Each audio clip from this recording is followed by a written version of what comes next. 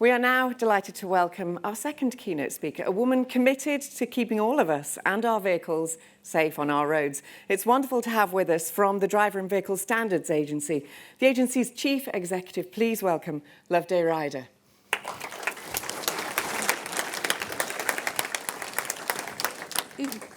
Hang on a minute.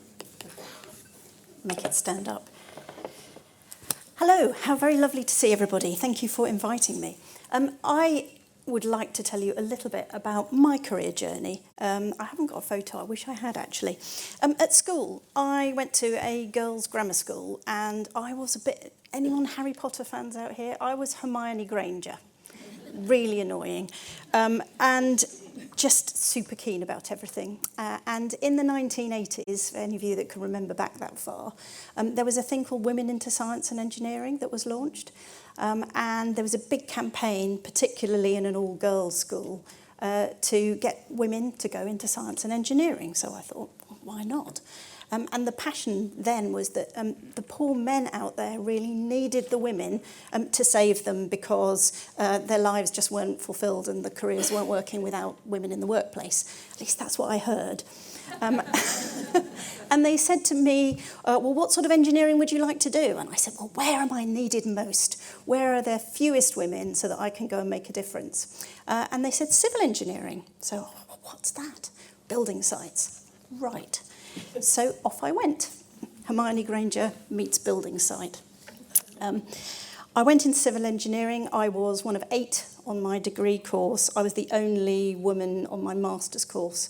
And I've got a lovely graduation picture of me with all the men behind. And I kind of got used to being the only woman in a male environment.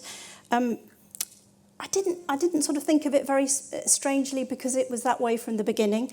And the construction industry in those days, in the 80s and 90s, was a pretty brutal place to be for a woman. There were outrageous questions at interview. I can remember once being asked what my husband would make of me going for this job. There were sort of tests to make sure you were serious. The calendars you've all seen, lots of swearing. But I had to adapt, and I did, and I sort of survived. And looking back on it, you realise, just how extreme that environment was. But I got through, and actually, I found a huge amount of support and help over those years. By accident, I applied for a job in management consultancy. I didn't really know what it was. And I was lucky enough to get it, and I exchanged the dust inch deep in my porter cabin for a beautiful glass-fronted office building with leather chairs and fruit on the table. I did not know what to do with my so badly did not fit in. So it took me a long time to adapt to the kind of management consultant environment. And I went in as a project manager.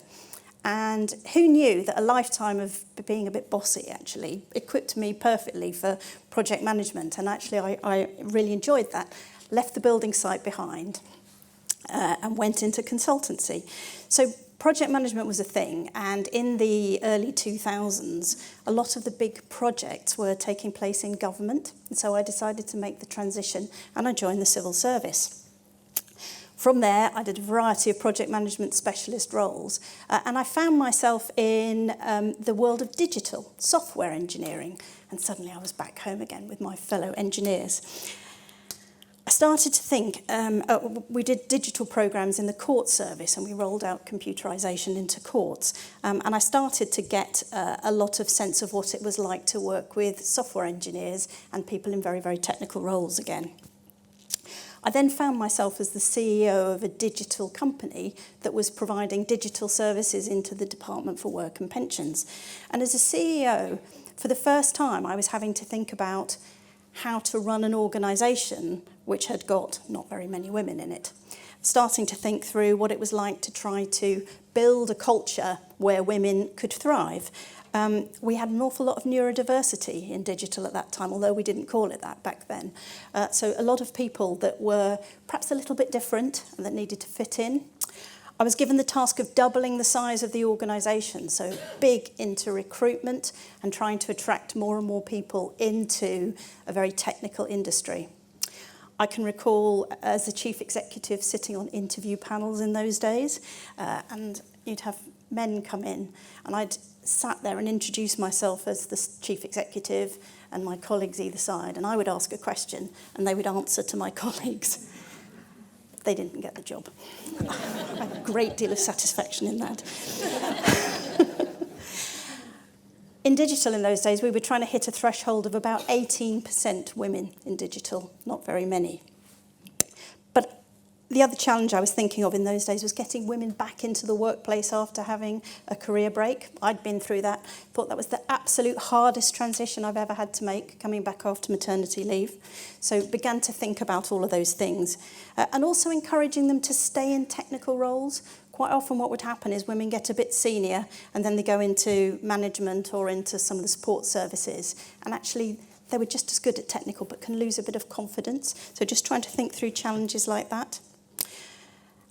And then 5 years ago I was fortunate enough to land the job that I have now, CEO of the department of the DVSA, Driver and Vehicle Standards Agency. In DVSA, as BT, we're on a journey. We employ 35% women of our about 4,500 employees. But most of that is in the enabling services, so we're about 50-50 there. 25% of driving examiners, female. Why? 4% of technical vehicle assessors, female. So we have a long way to go. And we continue to try to think of ways that we can be more attractive to people in terms of our policies, the flexibility, and the other things that we offer. On a positive front, we have female Secretary of State, female Minister. I have female Permanent Secretary, a female boss. I'm a female, and my leadership team is majority female. But when you get to the next level down, 43% of senior leaders, and not very many in the general organisation. So the interesting thing is in apprentices, we're able to get more women. We've got 39% of our apprentices female. But as I say, a lot to be done. I'm very lucky that the civil service has a lot of policies. It is committed to diversity, and that they're actually a really supportive environment that I can tap into in trying to get people in. But the important thing for me is about trying to create an organisation that reflects the community that it serves. It's horrible going for your driving test in an area which is ethnically diverse, where the majority of women coming and finding all the driving examiners are white men of a certain age. It's not a good look.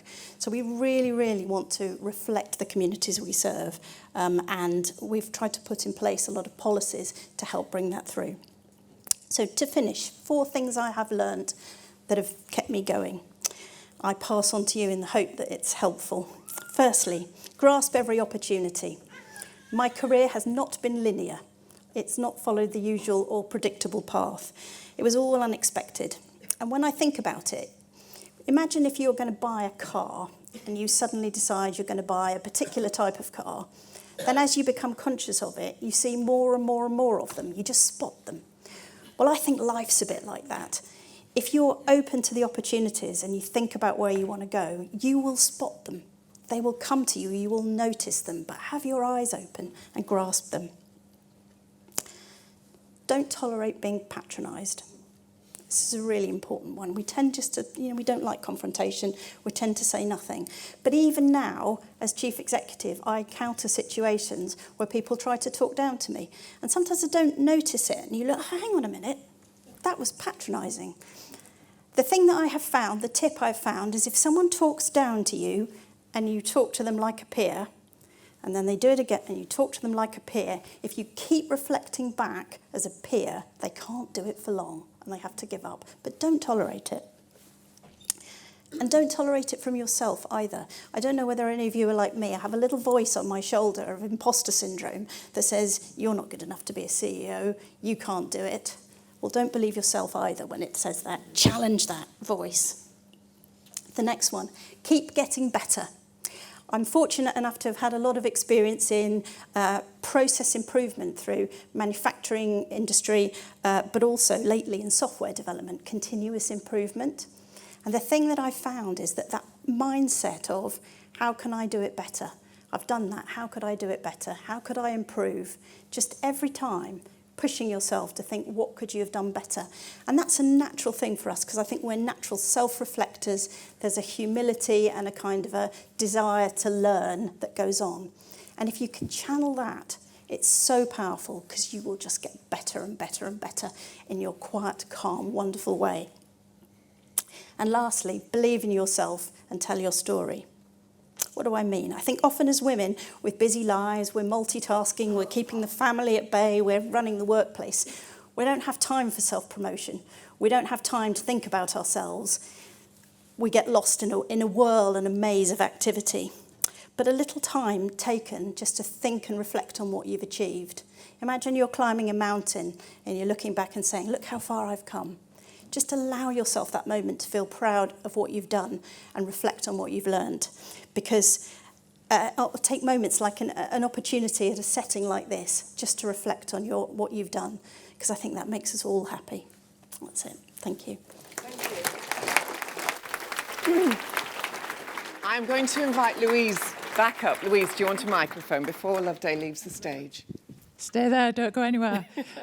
So we recognise there's a number of very senior people, influencers out there that can help us and are helping us, and Loveday is definitely one of those. So on behalf of everybody in Women in Bus and Coach, we'd like to present you with our Ambassador Award, which recognises all the work that you've done and just will continue to do, I'm sure. So thank you so much. There's a little gold badge for her and a certificate. Thank you so much. Thank you.